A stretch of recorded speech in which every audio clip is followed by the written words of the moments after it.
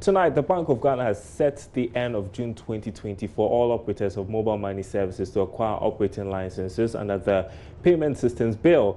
According to the central bank, this new directive, which has been communicated to some of the operators, will ensure proper regulation of digital financial services. Head of Payment Systems at the Bank of Ghana, Dr. Seto Amediku, disclosed this at the 23rd National Banking Conference in Accra, which looked at the implications for growth and sustainability of the financial industry in a digital age.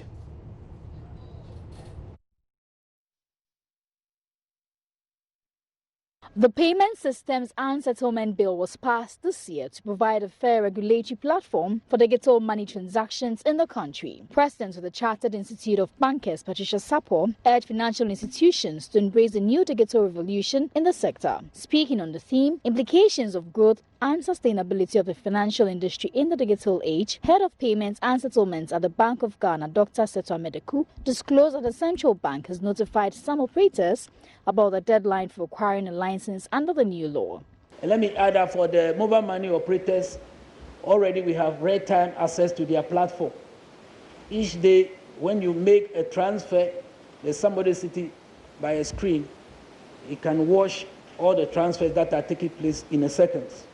And let me assure Mr. Chairman that the new Payment System and Services Act is meant to bring all non-bank entities that are operating in the financial services industry under regulation, and they have to acquire or obtain a license.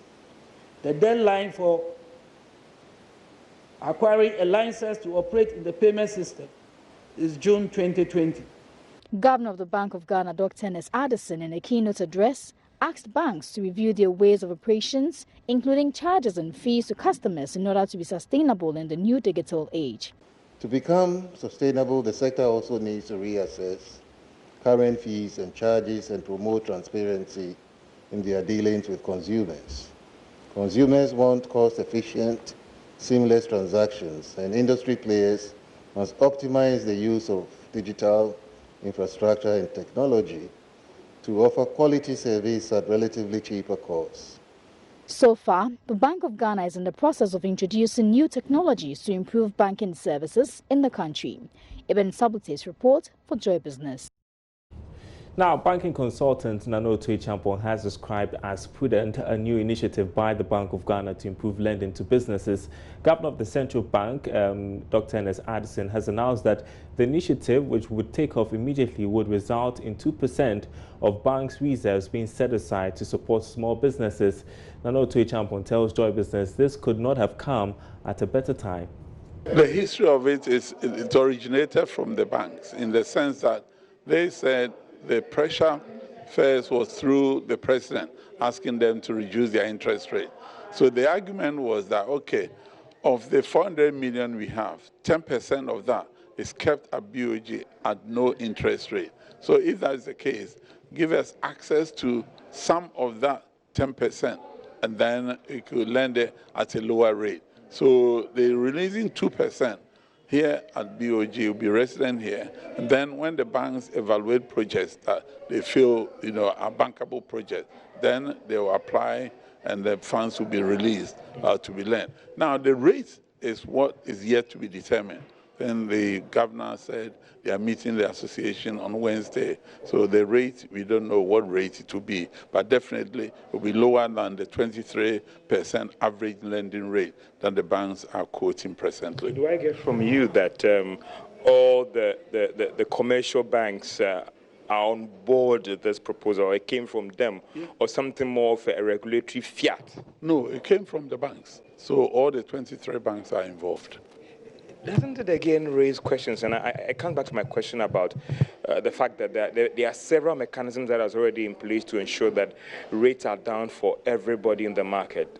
Why should there be this deliberate policy? It doesn't mean that the system itself is not working. No, the system is working, but this is part of the processes to ensure that the lending rates are lowered. Because if you recall, the governor identified some of the factors that are leading to high rate. One of them is, in fact, software cost. And software cost is not within the control of the banks, because unfortunately, our Kwame Nkrumah or Kumasi Legon is not producing the software, so they are all bought from outside. So therefore, it's not within the control of the banks to reduce software costs. So therefore, the argument is try to help them to find a way of lowering the cost of credit to customers, and this is one of them. Someone is saying that low cost of credit is a function of the economy.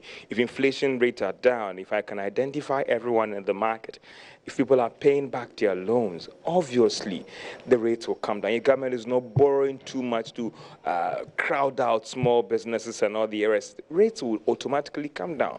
Some of these things are seen as artificial measures that wouldn't last long, and sometimes it backfires. No, it's a practical way of intervening in a free market economy. In the free market economy, when you get an externality, then you intervene to try and correct it. And what we are seeing with the high interest rate that lenders are giving, the reasons they give, we've already enumerated. And when you go through, then you see that there has to be some intervention. And so this is one of the interventions that is being put in place. South Africa's High Commissioner to Ghana, Lulu Zinwana, says a 90-day visa waiver between Ghana and South Africa is to be completed by the end of this week. According to her, the move will enhance tourism and strengthen the relationship between both countries. Madam Zinwana was speaking at a South African tourism stakeholders meeting held in Accra as part of a visit to the country by South Africa's tourism minister. 8 countries this year signed a visa-free agreement to enable their citizens entry to South Africa. According to the South African High Commissioner to Ghana, Lulu Tengwani, Ghana is set to complete the final stage of the agreement to ensure a 90 days visa-free entry to South Africa this week before the arrival of the South African President Cyril Ramaphosa to Ghana in some few weeks. She said, the visa waiver is very important to South Africa and will also enable Ghanaians to explore her country at ease. This week, the Ghana team is going to South Africa. So we're hoping that they will finalize this matter and make sure that by the end of this year, the matter is done, the issue is done and dusted, and we're implementing. All these countries, because it was not just Ghana, all these countries that were mentioned with Ghana now have a visa waiver from the 1st of November. So we're hoping that Ghana will come very soon as well. The visiting South African Tourism Minister, Kubayi Ngubane, said African Continental Free Trade Area Agreement will be a great opportunity for Africans to explore the unique features of each other's country. Tourism sector, the African Free Trade Agreement assists us in terms of ensuring that people will be moving, because as you trade between the countries, you'll be moving. So it will increase the movement of people on the continent, the business people as they do move, with the companies doing trade. It means more movement for us. So it supports the tourism. It enhances Africans being able to move across the continent and visiting the continent more. So we see it as a supporting mechanism towards our work. Madam Lulu Tengwani commented on the industrial action by cabin crew of South African Airways that the airline has currently resumed operations. Albert Abisius report for Joy Business.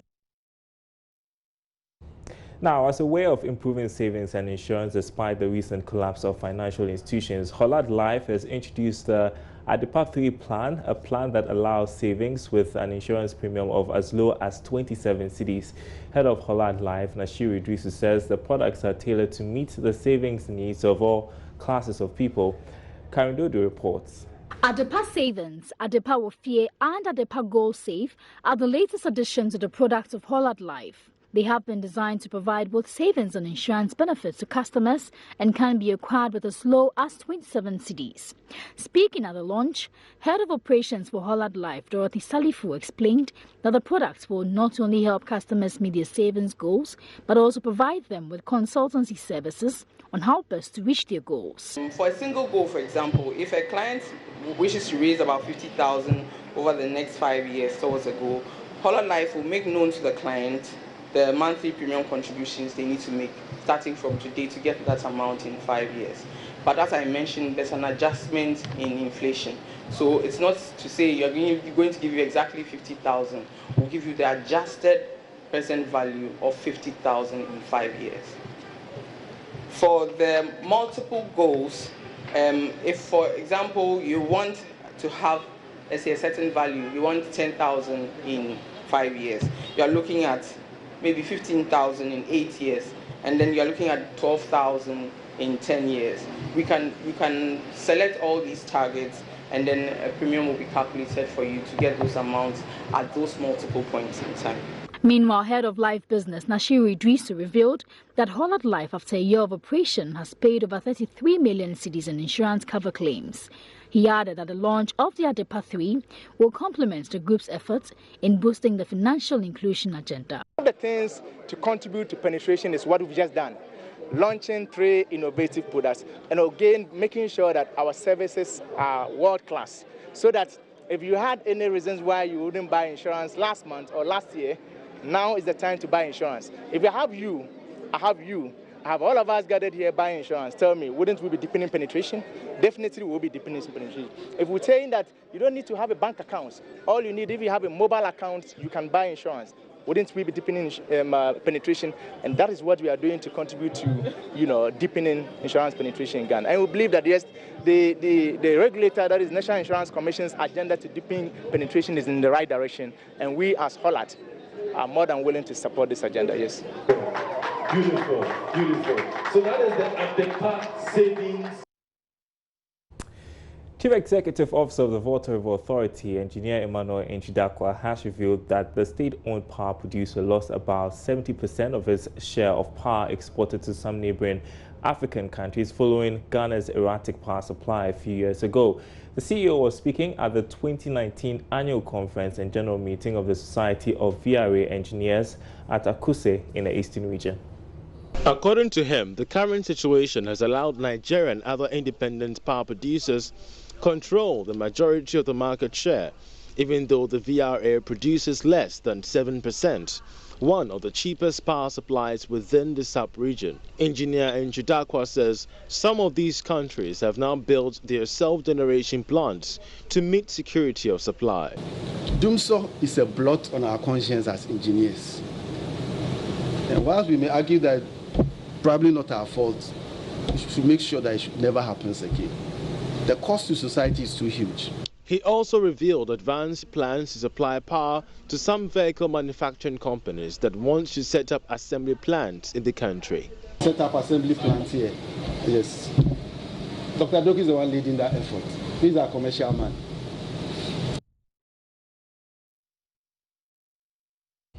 Meanwhile, the Volta River Authority says it is close to selecting investors to manage its subsidiary, Volta Lake Transport. The move, when concluded, will mean another investor will own part of the company, which helps with transportation activities on the Volta Lake. Let's hear once again from Engineer Emmanuel Enchidakwa, who is Chief Executive of the Volta River Authority. The Volta Lake Transport Company is a flagship company that's our subsidiary. And we set it up as part of the act that sets up VRA. And the operation of the Volta Lake Transport has to be done in tandem with power operations. So Volta Lake can't be on its own, and then power operations will be on its own. Okay, the way you manage the lake, that is what will give the all year round transport arrangement that the Volta Lake Transport Company can deal with. So what we want to do is we want to transition it into a self-sustaining, financially sustainable business. We'll be running it as the only shareholder for all these years. But we've come to the point where we think that we've got to get strategic investors to assist us, bring in technology, bring in capital, etc. So we started with an expression of interest process. It's part of the procurement process. In other news tonight, Vice President Dr. Mahmoud Bawumia has revealed that President Akufo-Addo will cut short for work to begin on the Polugu multi-purpose dam in the Upper East region, which he says will be a game changer in the region. The project comes with a 25,000-hectare irrigation scheme expected to increase rice production to 117,000 tons per year. The $750 million project will also have a powerhouse generating up to 60 megawatts of installed capacity.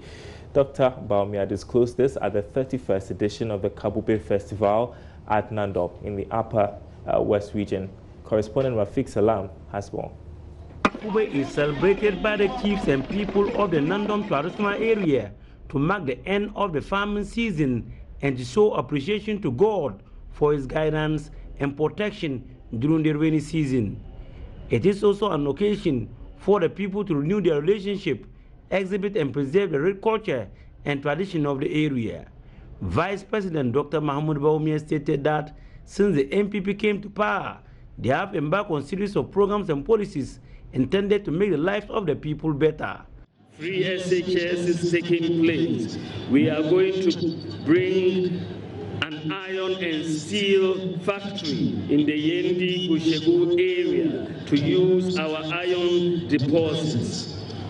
Teacher training allowances have been restored and nursing training allowances have been restored. Without peace, there is no development, and our government has brought peace by the grace of God to the people of Dabo. In the north, we have also created 2 additional regions in Savannah and Northeast, and we are also implementing 1 district, 1 factory.